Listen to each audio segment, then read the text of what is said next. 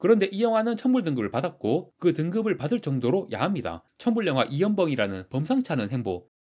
2024년 연말에 화제가 되었던 청불 영화 히든 페이스가 2025년 1월에 드디어 VOD로 풀렸습니다. 다들 아시겠지만 이렇게 뭐 좀 야한 장면이 있다고 알려진 영화는 물론 당연히 극장 흥행도 중요하지만 2차 시장 VOD 매출이 잘 나오는 편이거든요. 아무래도 영화는 보고 싶은데 극장에 보러 가기에는 주변의 시선이라던가 특히 한국 사람들 그런 거 많이 신경 쓰니까 아무튼 그래서 이런 영화는 나중에 2차 시장 풀렸을 때 보는 경우가 많죠. 저도 극장에서 안 보고 쿠팡 플레이에서 결제를 해서 봤습니다. 뭐 주변 시선 그런 것 때문에 극장에서 안 본 건 아니고 그냥 원래 볼 생각이 없는 영화였어요. 그런데 쿠팡플레이 VOD가 너무 싸. 이거 기간 한정 출시 기념 할인이었는데 거의 90몇 프로 할인을 하더라고요. 그래서 가격이 단돈 400원. 그런데 아쉽게도 소장이 아니라 대여였습니다. 저는 VOD를 진짜 한 번만 보고 말 것 같은 영화라도 어지간해서는 소장으로 구입하거든요. 사실 한 번만 보고 말겠지 싶은 영화라도 실제로 영화를 보기 전까지는 그 영화가 얼마나 괜찮은지 모르니까 영화가 생각보다 괜찮아서 나중에 또 보고 싶어질 수 있잖아요. 그리고 최신작의 경우는 대여라도 가격이 너무 비싸. 소장하는 거랑 크게 가격 차이가 없어요. 그래서 어지간해서는 대여 결제를 안 하는데 히든페이스는 딱 대여만 엄청 파격적인 할인 가격으로 풀려가지고 그리고 애초에 별로 보고 싶은 영화도 아니었고 해서 그냥 싼 맛에 본다는 느낌으로 깔끔하게 400원 대여 결제했습니다.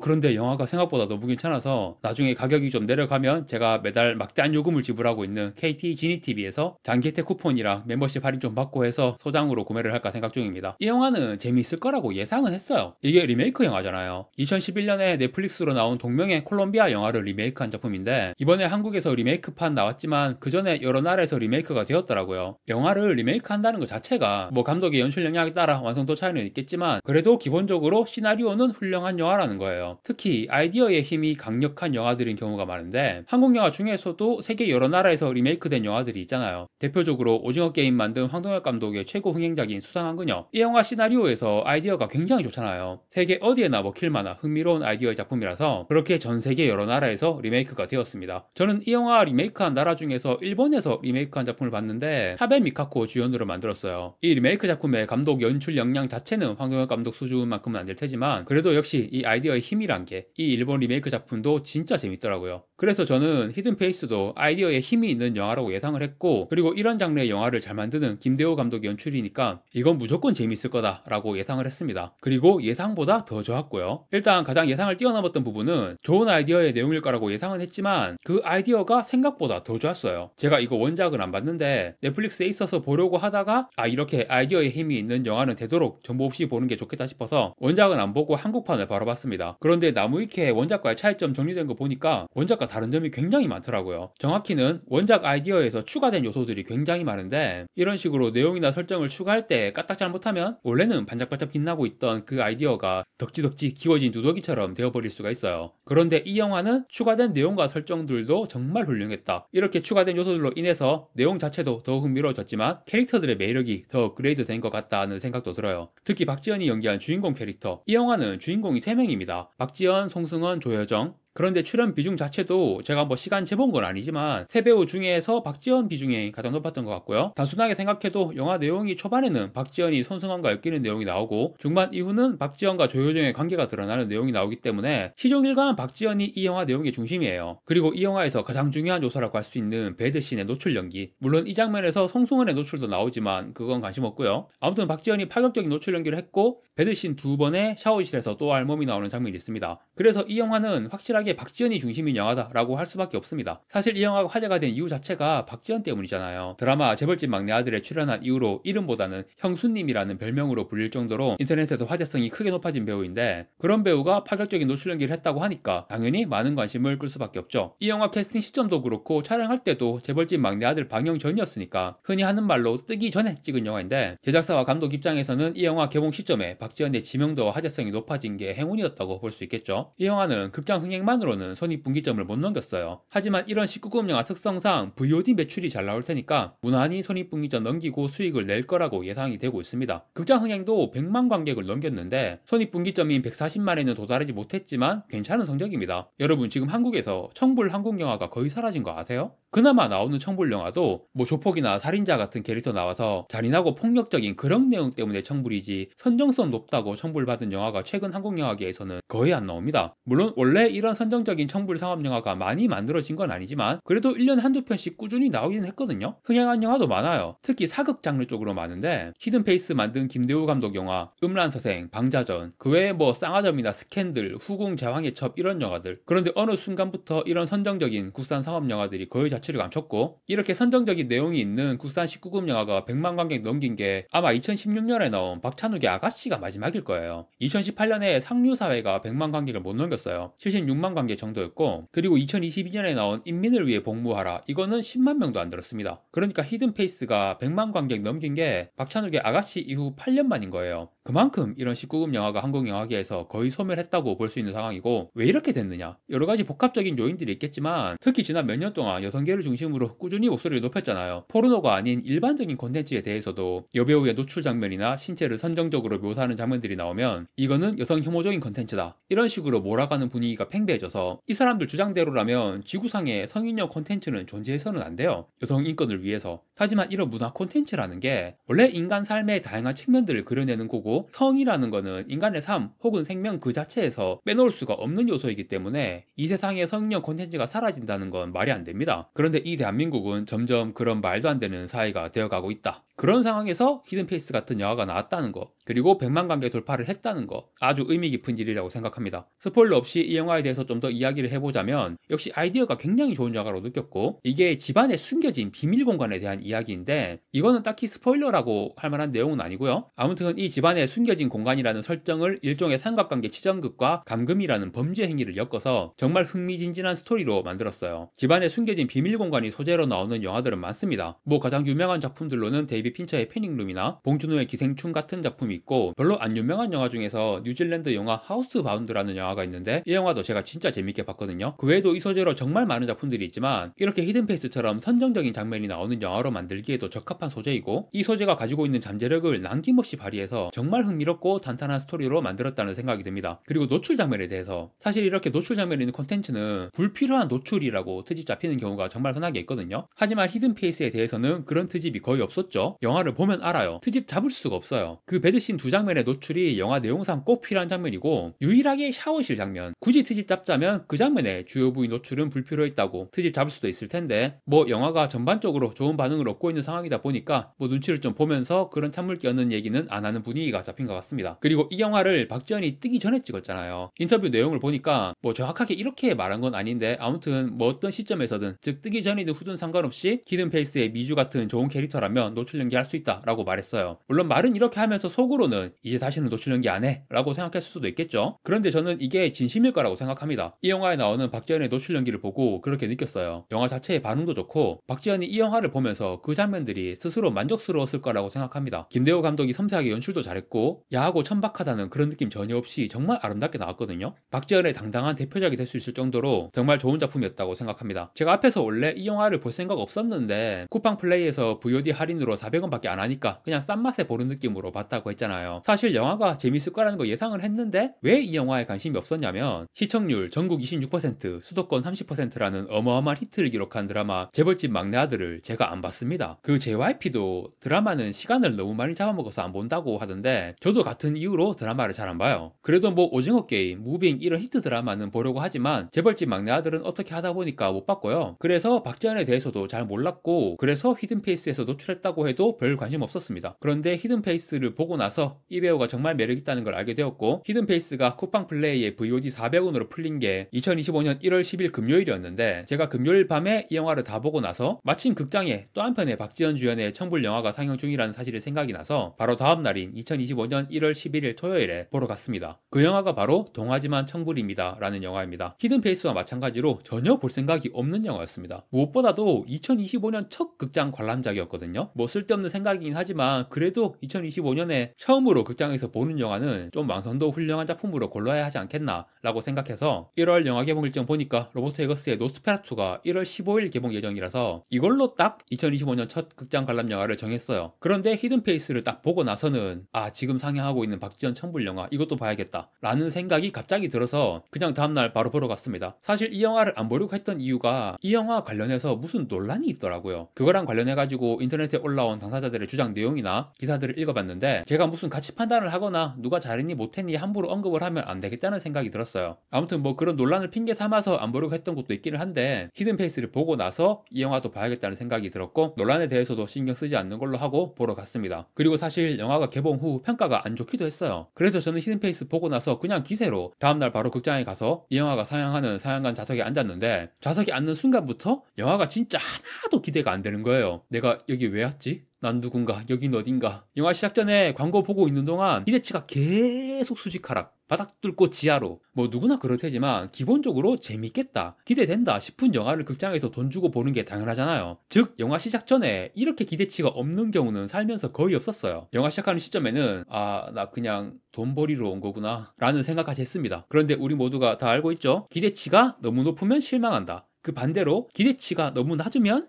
그날 저는 어떤 영화든 재미있게 볼 수 있는 비기를 깨우친 거였습니다. 농담 아니고 진짜 재밌게 봤어요. 기대치가 너무 낮으니까 영화가 너무 재밌는 거예요. 저 3월에 백설공주 보러 갑니다. 어떤 영화든 재미있게 볼 수 있는 비기를 깨우친 사나이. 두려울 건 없다. 자, 동하지만 청불입니다. 이 영화 단점이 많아요. 그 다른 영화 리뷰 유튜버 분들 영상도 봤는데 대부분 혹평하시더라고요. 저는 이 영화를 재밌게 봤지만 그분들이 혹평하시는 내용들도 대부분 공감이 갔고 단점들이 아주 많고 잘 보이는데 저는 근데 보면서 크게 불편하거나 신경 쓰이지 않았습니다. 기대치가 낮다 보니까 오히려 이 영화에서 괜찮았던 요소들만 눈에 확확 들어오는 거예요. 일단 이 영화가 그 논란에 대해서 좀 조심스럽게 이야기를 해야 할 것 같은데 그 논란에 대해서 자세한 이야기는 안 할 테지만 그 논란 내용들을 쭉 보면서 이 영화가 시나리오가 괜찮은가 보다 라는 생각이 들었어요. 실제로 시나리오 좋습니다. 히든 페이스랑 비슷하게 아이디어에 힘이 있는 영화예요. 하지만 이게 청불 아이디어잖아요. 앞에서 얘기했듯이 특히 좀 급진적인 여성계에서 성인용 콘텐츠 자체를 여성 혐오라고 공격하는 이런 시대에 아주 좋은 아이디어이긴 하지만 그게 청불 아이디어라는 이유만으로 영화가 막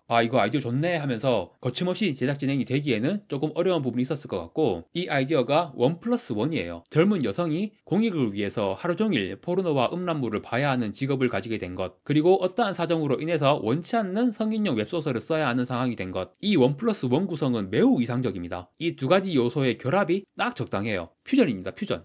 시너지가 극대화되는 아이디어의 결합이거든요. 그런데 문제는 여기서 너무 투머치가 되는 거예요. 일단 주인공이 동화 작가가 되려고 한다는 설정이 들어가고 그리고 성인 웹소설계에 아주 사악한 빌런이 있어요. 그 빌런과 대결도 해야 합니다. 그리고 기본적으로 이 영화 장르는 로맨스물이에요. 남자랑 연애도 당연히 해야겠죠. 투머치입니다.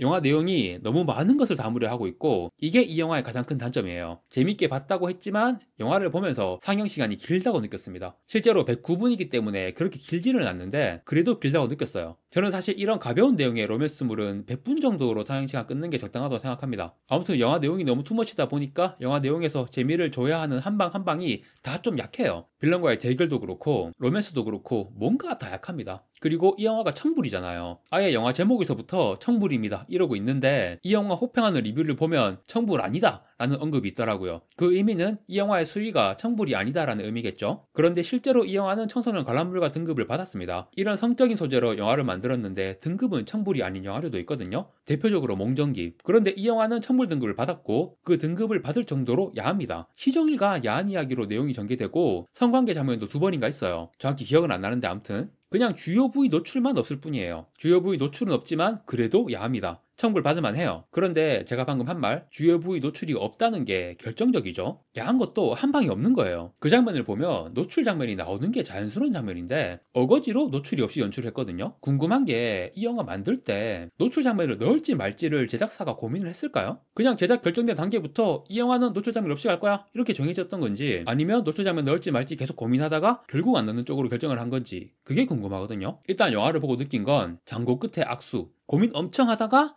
안 넣는 게 좋을 것 같아 라고 결정한 것 같은 느낌이 들어요. 그런데 저는 넣었어야 한다고 생각합니다. 노출 장면이 나오는 게 되게 자연스러운 장면들이 있고 흥행에도 도움이 되었을 거라고 생각해요. 특히 VOD 매출. 참고로 박지현은 이 영화에 야한 장면이 없어요. 없었나?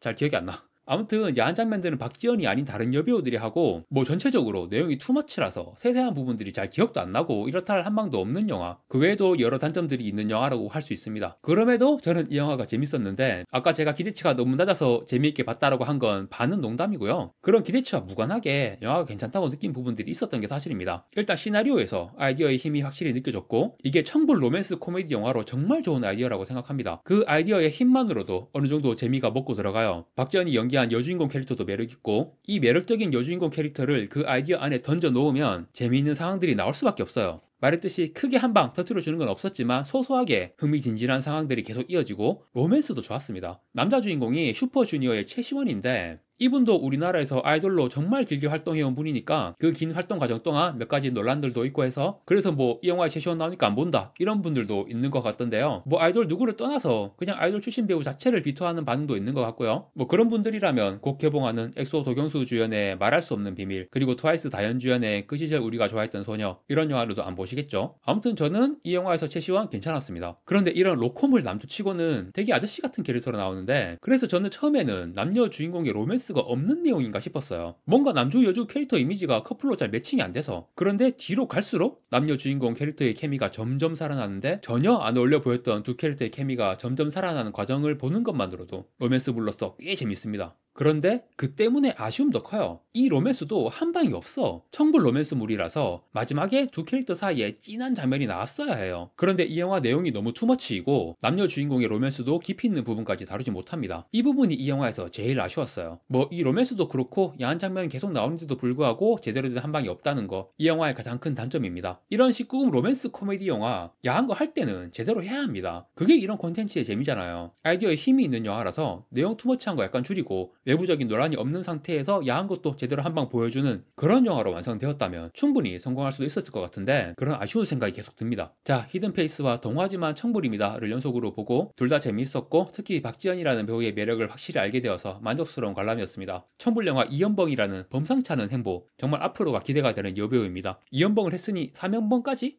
라고 기대하기에는 애초에 이런 청불 상업 영화 자체가 이제 거의 안 나오니까 3연봉 어려울 것 같고, 청불이든 청불 아니든 앞으로 많은 작품 찍으면서 계속 좋은 연기 보여주면 좋겠습니다. 이상으로 히든페이스와 동화지만 청불입니다 리뷰를 마치겠습니다. 시청해주셔서 감사합니다.